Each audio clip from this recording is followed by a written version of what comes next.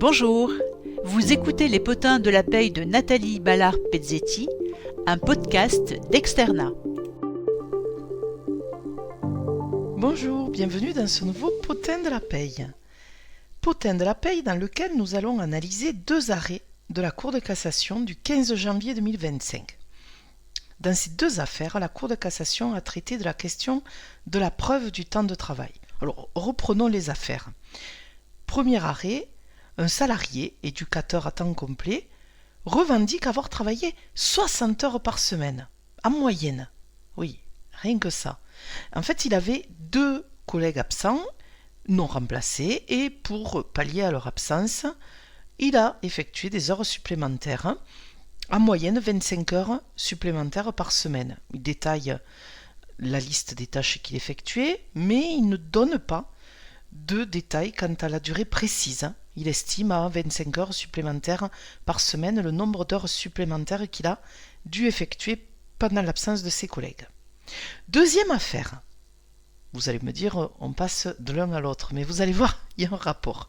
Deuxième affaire, un employé polyvalent à temps partiel, employé dans un restaurant, demande la requalification de son contrat de travail à temps complet et le paiement d'heures supplémentaires, puisqu'il prétend avoir travaillé 6 jours sur 7 sur la totalité des horaires d'ouverture du restaurant. Oui, ça représente à peu près 11 à 12 heures de travail par jour. Il fournit à cet effet des attestations de clients, qui sont d'ailleurs dithyrambiques à son égard, mais qui ne précisent pas vraiment les horaires de travail qu'il avait. En contrepartie de ça, l'employeur fournit, lui, des attestations de 2 de ses collègues qui indiquent qu'il l'avait effectivement vu travailler 4 heures par jour. Oui, 2 heures sur le service de midi, 2 heures sur le service du soir. Oui, pour le salarié, ses collègues sont des membres de la famille de l'employeur.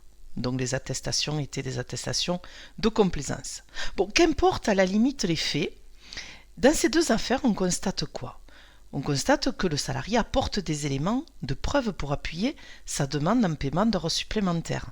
Mais jamais rien de tellement précis, finalement.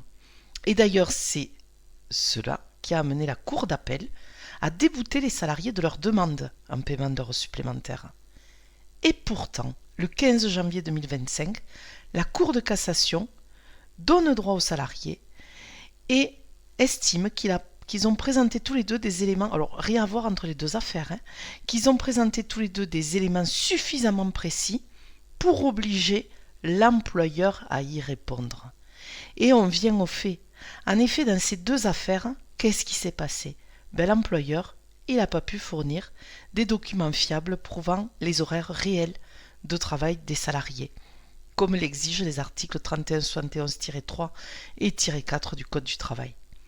Or, l'employeur doit tenir un système de décompte précis du temps de travail. Alors en cas d'horaire collectif, ça peut en effet être un planning, mais en cas d'horaire individuel, et notamment pour le temps partiel par exemple, vous devez avoir un décompte des temps de travail, système déclaratif, système de badgeage, etc. Attention aussi à quelque chose. Les heures supplémentaires et complémentaires, vous le savez, font l'objet d'exonération, et notamment de réduction de cotisations sociales salariales. L'URSSAF est fondée, elle aussi, à demander la preuve des heures supplémentaires et complémentaires effectuées en cas de contrôle, puisque des exonérations y sont attachées. Voilà, je vous dis à très bientôt pour un prochain Potin de la Paye.